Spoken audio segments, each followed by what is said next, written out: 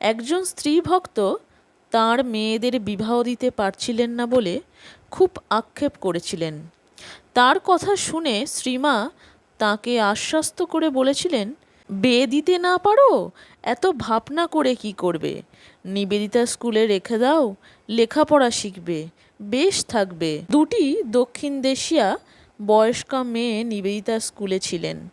তাঁদের দৃষ্টান্ত দেখিয়ে শ্রীমা বলেছিলেন, আহা, তারা কেমন সব কাজকর্ম শিখেছে, আর আমাদের এখানে পোড়া দেশে লোকে 8 বছর হতে না হতেই বলে পরগত্য করে দাও। নারী শিক্ষার জন্য নিবেদিতা যে স্কুল তৈরি করেছিলেন তার উদ্বোধন করেছিলেন শ্রীমা।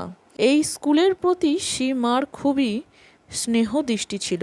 সবাইকে নিজের মেয়েদের নিবেদিতা স্কুলে পাঠাবার পরামর্শ দিতেন।